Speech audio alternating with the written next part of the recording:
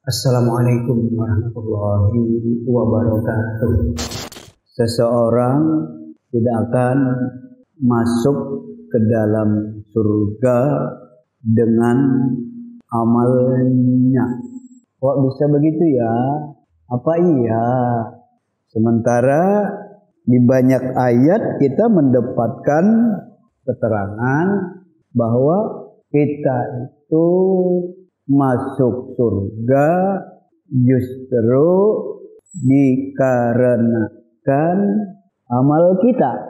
Di dalam surah At-Taubah misalnya ayat 105 Allah mengatakan wa qul i'malu fasayarallahu amalakum wa rasuluhu wal mu'minun wasaturadduna ila alimil ghaibi wasyahada ayunabbiukum bima kuntum ta'malun. Katakan Muhammad kepada umatmu,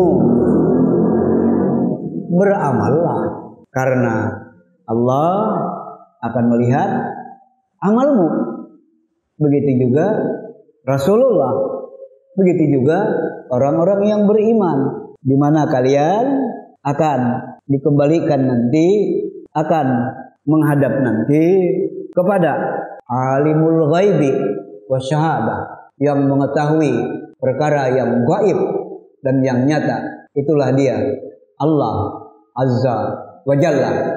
Begitu kita mengalami yang namanya kematian, untuk kemudian fayunabbiukum, diberitahu kepada kita, kepada kalian apa-apa yang kalian kerjakan. Lihat, kalau Rasulullah mengatakan seseorang tidak selamat sehingga dimasukkan ke dalam surga karena amalnya, seseorang tidak akan masuk surga karena amalnya.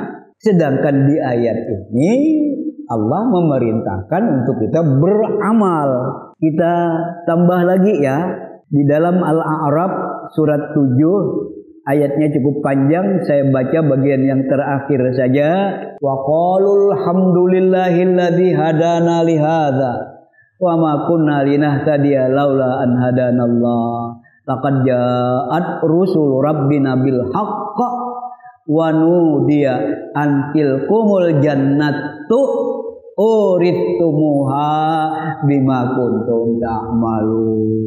Dipanggil nantinya di hari akhirat di mahkamah Allah. Itu surga buat kalian, wahai orang-orang yang beriman. Kalian mendapatkannya disebabkan, dikarenakan bima kuntum ta'malun, apa-apa yang kalian kerjakan, apa-apa yang kalian amalkan selagi di dunia. Bertabrakan, berbenturan antara hadis dengan ayat? Tentu tidak. Sama sekali tidak berbenturan, sama sekali tidak bertabrakan, tidak bertolak belakang. Baik, ya kesempatan pengajian kita malam hari ini ya kita membedah atau kita mencoba menjelaskan hal ini. Ya, Rasulullah mengatakan kalian tidak akan masuk surga dengan amal kalian. Nanya sahabat, wala anta ya Rasulullah. Rasulullah juga ya? Iya, saya juga tidak akan masuk surga dengan amal saya. Illa, kecuali an yataghammadaniyallahu birahmatih, kecuali kalau Allah mematikan aku dan kemudian memberikan rahmatnya kepadaku. Itu sabda Rasulullah. Sedangkan ayat tadi mengatakan itu surga buat kalian, diberikan oleh Allah bagi orang-orang yang beriman sebagai hasil dari amal yang kalian lakukan selagi di dunia.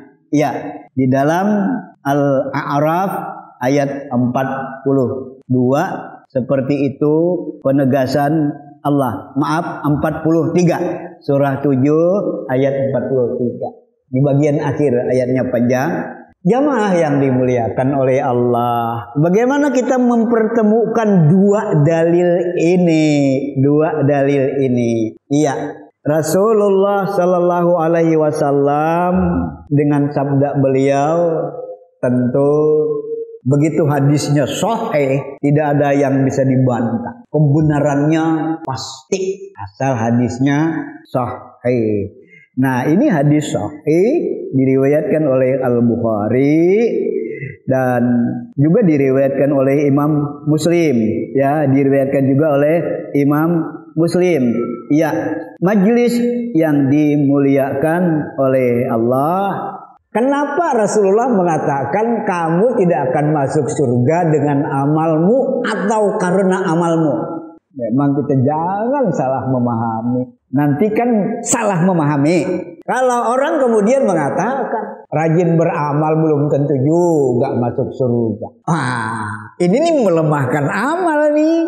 Rajin beramal belum tentu juga masuk surga. Mestinya bantahan kita ya untuk ucapan yang seperti ini.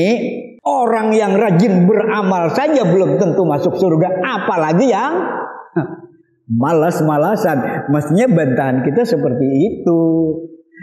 Yang rajin beramal saja belum tentu masuk surga, apalagi yang malas-malasan. Ya, tapi sekali lagi Rasulullah mengatakan bahwa kalian tidak masuk surga karena amal kalian. Kalian tidak masuk surga dengan amal kalian. Kecuali kalau memang kita di saat kita menghadap Allah mendapat rahmat dari Allah. Kesahihan hadis tidak kita bantah. Penasaran nih, kita mau ada kejelasan ini seperti apa nih. Baik, kalau disebut amal ya, artinya adalah apa-apa yang memang kita kerjakan. Nanti ada amal soleh, ada amal salah, tidak soleh. Kan itu ya. Ada amal baik, ada amal buruk. Kan itu ya. Baiklah, di sini tentu yang kita maksudkan adalah amal baik lah. Ya, amal buruk udah usahlah. Iya. Kita tidak sebut pun ya, kita juga punya amal buruk kan. Ya, tapi amal soleh, amal baik ya sudah kita lakukan ya. Sudah ya.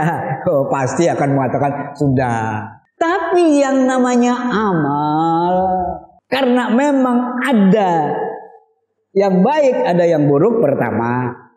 Yang kedua, memang menurut kita amal baik.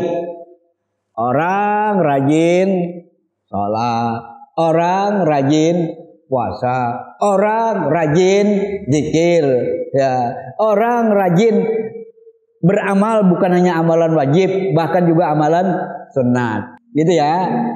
Ternyata syurut qabulil amal, syarat diterimanya amal juga ada. Syarat diterimanya amal syurut qabulil amal. Syurutu qabulil amal, beridhafat dia ya. Syarat diterimanya amal. Nah, ini kan pandangan hukum fikih tentunya ya. Nanti kalau di sisi Allah ya kita tidak ada yang tahu. Tapi paling tidak ketentuan-ketentuan syara sekalipun nanti masuk wilayah fikih ya kita perlu tahu untuk kita tepati. Apa syurut qabulil amal? Syurut qabulil amal, syarat diterimanya amal kita, pertama, wa ma umiru illa liya'budullaha mukhlisina lahuddin. Al-Bayyinah, surat Al-Bayyinah. Mereka umat Islam tentunya, mereka kaum muslimin tentunya, mereka tidak diperintahkan kecuali agar menghamba kepada Allah, agar mentaati Allah, mukhlisina lahuddin, benar-benar mengikhlaskan, menepati, mengikuti ketentuan agama. Artinya adalah amal kita itu memang mesti mengacu atau mengikuti apa-apa yang memang sudah diatur oleh Allah. sudah disyariatkan oleh Allah. Satu. Untuk yang satu ini, amal kita yang memang sudah disyariatkan, sudah diatur oleh Allah. Nanti juga plus Rasulullah. Iya. Karena memang keniscayaan ya, firman itu harus dilengkapi dengan sabda. Karena firman ayat-ayat Quran kadang hanya garis besar. Ayat Quran menyuruh kita sholat. Ya, tapi tidak ada ayat Quran yang menjelaskan tata cara sholat secara rinci, tidak ada. Di mana penjelasan rinci tentang sholat? Di dalam As-Sunnah. Makanya tidak akan bisa kita berislam itu tanpa juga berpedoman kepada As-Sunnah. Tertolak kelompok ingkarus sunnah. Ada kelompok yang mengingkari sunnah. Cukup dengan Quran. Ya, cukup secara garis besar. Tapi untuk pengamalan Islam, ya justru tidak cukup hanya dengan Al-Quran. Karena bayan atau penjelasannya justru banyak kita dapatkan di dalam As-Sunnah. Nah, pertama ya, harus memang sesuai dengan ketentuan syara, ketentuan Al-Quran dan As-Sunnah. Sehingga yang memang tidak sesuai ketentuan Al-Quran dan As-Sunnah, biar jungkir balik, ya, biar jungkir balik, tapi tidak sesuai ketentuan Al-Quran dan As-Sunnah, maka tidak ada nilainya. Nampak sudah ya. Baru satu poin ya. Jadi orang kita rajin beramal, tapi Allah tidak pernah memerintahkan, Rasulullah tidak memerintahkan, atau tidak sejalan dengan yang diatur oleh Allah dan Rasulnya. Satu. Yang kedua, innamal a'malu binniyat. Iya, amal itu memang ditentukan oleh niatnya. Tadi sudah disebut mukhlisina lahuddin. Dua hal memang, ikhlas, kemudian mengikuti ketentuan agama. Dua ya, di Al-Bayyinah ayat 6 itu. Ya.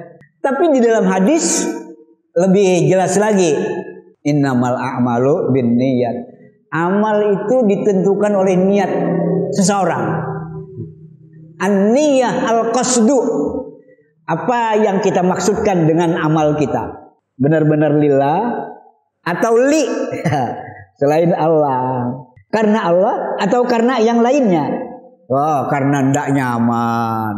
Ya, nanti kalau ndak ke masjid apa kata tetangga? Bukan lillah. Nanti siapa tahu benar apa yang dikatakan tentang akhirat. Nanti ya kalau kita tidak punya apa-apa, ya nanti kita justru celaka. Oh, berislam tidak begitu. Bukan berspekulasi, bukan menduga-duga, bukan. Tapi atas dasar keimanan, atas dasar keyakinan yang mendalam, yang kokoh, yang kuat. Dua sudah ya.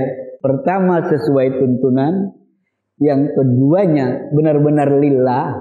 Tidak apa-apa, lebih terinci ya. Mestinya didahulukan, mesti yang pertamanya apa? Yang beramal memang benar-benar harus mukmin.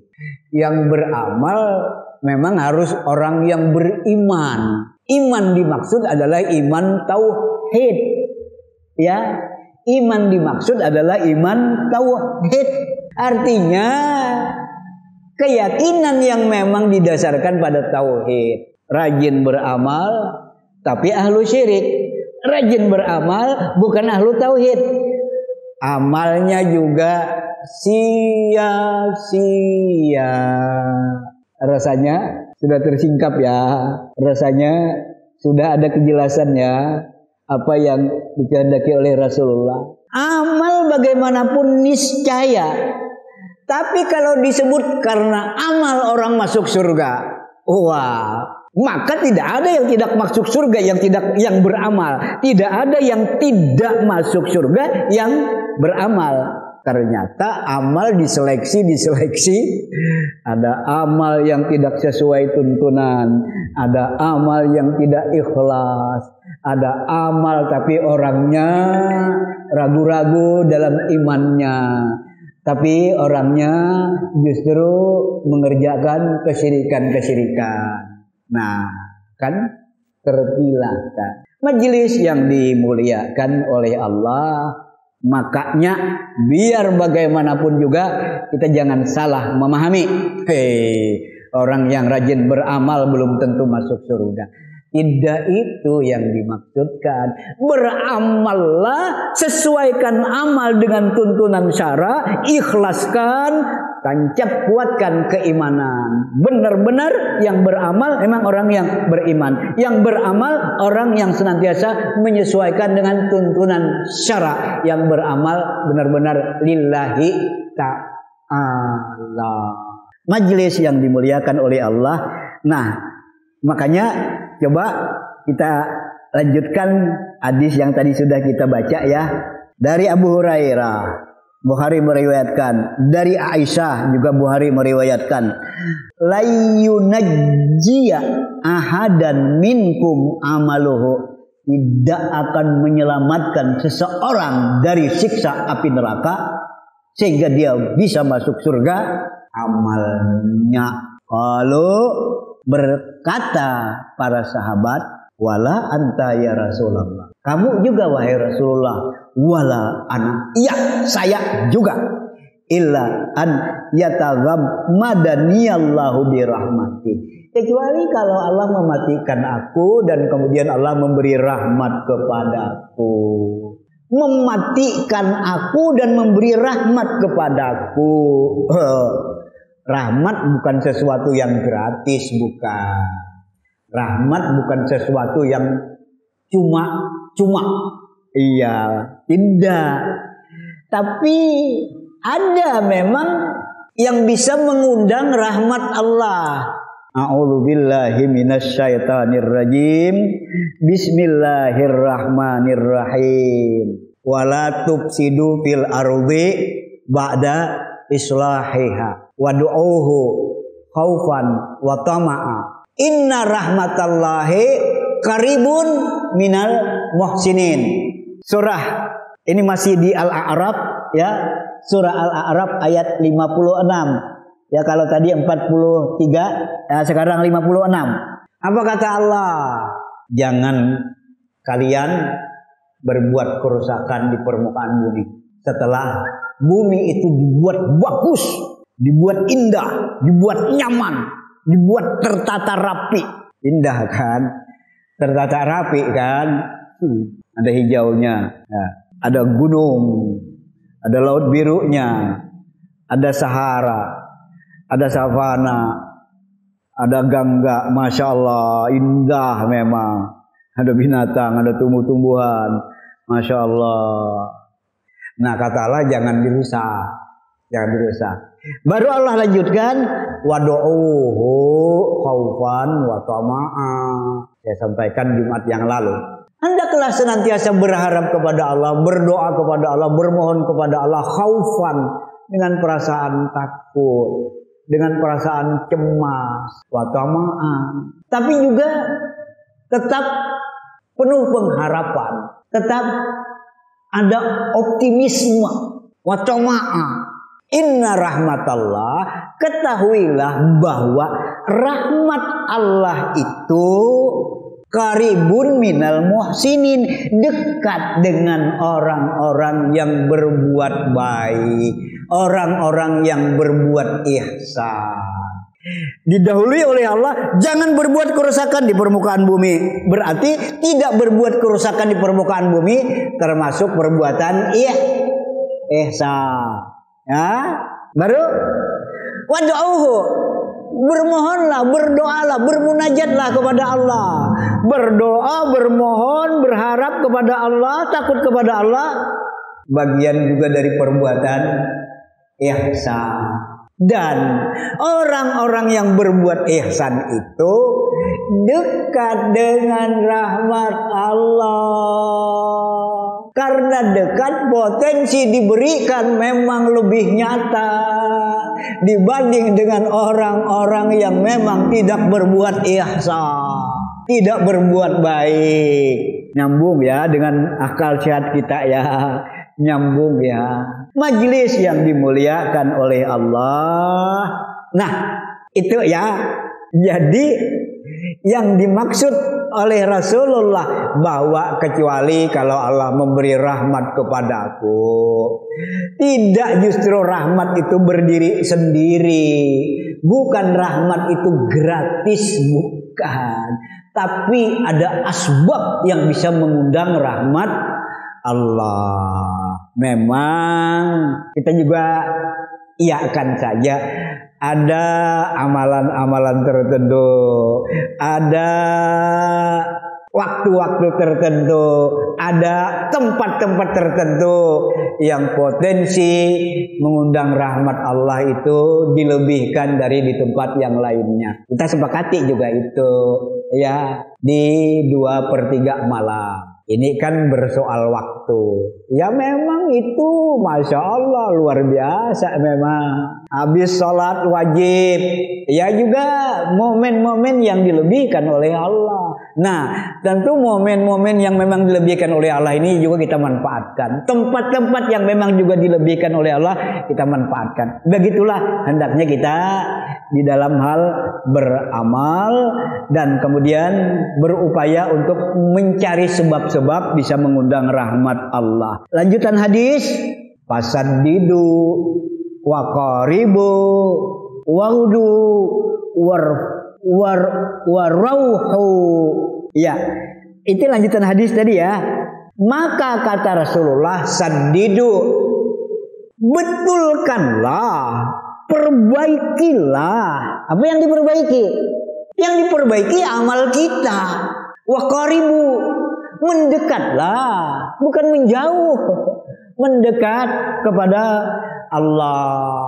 Nanti juga waudu warauhu, silakan orang ada yang mau pergi, ada yang datang, ada yang safari, dipersilahkan juga oleh Allah. Artinya ini apa nih? Artinya apa ini? Artinya adalah bahwa memang beramal itu ya memang sangat luas ya. Maidanul amal luas sekali. Sementara sahabat kan datang menghadap Rasulullah, merasa terlalu sedikit amal. Gaba, ahlud dusur bil ujur. Enak aja orang-orang yang kaya, banyak pahala yang mereka dapatkan. Dengan kekayaan mereka, mereka bisa berinfak, bisa wakaf, bisa ibadah dengan tenang, bisa memenuhi kebutuhan. Enak kata para sahabat. Lah kami orang-orang susah. Ini kan sudah didahului oleh para sahabat mengadu kepada Rasulullah. Jadi seakan-akan yang bisa banyak beramal itu orang kaya. Yang bisa banyak beramal itu seakan-akan orang yang memang punya kedudukan. Nah, oleh Rasulullah akhirnya ditenangkan. Setiap persendian Ibnu Adam bisa bersedekah. Kullu sulamai Ibnu Adam sodaka. Setiap persendian Ibnu Adam bisa bersedekah. Bisa bersedekah dengan mata, bisa bersedekah dengan telinga, bisa bersedekah dengan tangan, bisa berbuat baik dengan mulut, bisa berbuat baik dengan kaki. Saya jangan menendang orang aja. Kaki kita gunakan datang ke majelis ilmu, kaki kita gunakan datang ke rumah Allah, ke masjid-masjid, beribadah dengan kaki. Kaki juga punya andil. Nah, seperti itu. Akhirnya para sahabat ini mengajukan masalah lain lagi. Wah, kalau begitu, sudahlah, aku pokoknya ingin puasa terus. Ada yang ngomong seperti itu. Yang satunya, kalau begitu aku ingin sholat terus menerus. Ada yang ngomong seperti itu. Yang satu lagi, kalau begitu, ya saya tidak usah kawin aja dah, daripada mengganggu aja. Oh, jangan, bukan begitu kata Rasulullah. Amma ana akumu. Adapun aku ya malam juga sholat, tapi juga aku astaiqidu, aku juga bangun, aku juga tidur. Wa arkudu, Wa asumu wa atazawwajun nisa. Aku kata Rasulullah ya tidur, ya bangun, ya salat, ya juga puasa, ya juga berbuka, dan aku juga kawin. Jadi artinya apa? Tidak dibenarkan oleh Rasulullah. Orang maunya salat selalu, orang maunya puasa selalu. Oh, tidak begitu. Ada waktu salat, ada waktu puasa, ada waktu berbuka. Bahkan ya ada orang yang ingin tidak kawin juga dicegah oleh Rasulullah, jangan, tidak begitu. Majelis yang dimuliakan oleh Allah, maka didapatlah juga penjelasan dari Rasulullah Sallallahu Alaihi Wasallam yang dari Aisyah ya, yang dari Aisyah. Bukhari juga meriwayatkan ayyul a'mali ahabbu ilallah qal adwamuha wa in qalla. Kita ingin amal yang terbaik. Sahabat bertanya, apa kalau begitu amal yang terbaik wahai Rasulullah? Dijawab oleh Rasulullah, adwamuha wa in qalla, yang berkesinambungan, yang rutin kita kerjakan, bukan yang tempo-tempo. Lagi semangat sholat, giliran loyo ndak sholat. Oh, ndak ada yang begitu itu. Harus continue, harus rutin, sekalipun sedikit. Nah, ini bisa bahaya lagi nih, salah memahami. Kata Rasulullah, yang terus-menerus kita kerjakan sekalipun sedikit. Ya, saya mampunya ya berzikir beginilah. Tapi giliran salat 5 waktunya diabaikan. Giliran salat 5 waktunya tempo-tempo. Wah, enggak betul. Iya, tidak betul. Sekalipun sedikit tapi continue. Ukuran sedikit jangan salah. Ukuran sedikit jangan salah. Sedikit, istilah yang kekinian itu ada kata-kata pas. Pas. Cuman kewajiban tok. Sedikit tapi kewajiban dipenuhi. Salat tidak diabaikan, salat 5 waktu. Puasa Ramadan tidak diabaikan, puasa wajib Ramadan. Zakat begitu memang ada kelebihan harta tidak diabaikan. Nah, itulah ukuran sedikit. Bukan sudah sedikit sunat lagi. Nah, tidak ada itu. Tidak ada tempat yang begitu itu. Ya, Rasulullah Sallallahu Alaihi Wasallam dalam hadis qudsi juga meriwayatkan dari Bukhari.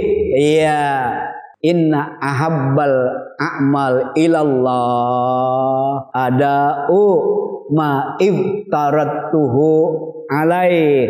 Inna ahabbal a'mal ilayya ada'u ma iftaratuhu alaihi. Amalan yang paling kusukai, kucintai, amalan yang paling kusukai dari hambaku adalah melaksanakan apa yang merupakan kewajiban. Wa ma yazalu 'abdi yataqarrabu ilayya bin nawafil hatta kuntu uhibbahu. Tidak ada hambaku setelah mengerjakan kewajiban kemudian dia menambah dengan yang sunat, maka aku tambah cinta kepadanya.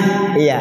Tidak ada hambaku yang terus-menerus mengerjakan yang sunat setelah mengerjakan yang wajib, melainkan aku tambah cinta kepadaku. Ya, inilah tertib amal. Ya, ringkasnya adalah yang justru amal akan diterima, qabulul amal, yang beramal harus muslim, amal harus sesuai dengan tuntunan syariat, firman dan sabda, amal dilaksanakan dengan ikhlas, dan kemudian dimulailah dari yang wajib, tambah dengan yang sunat.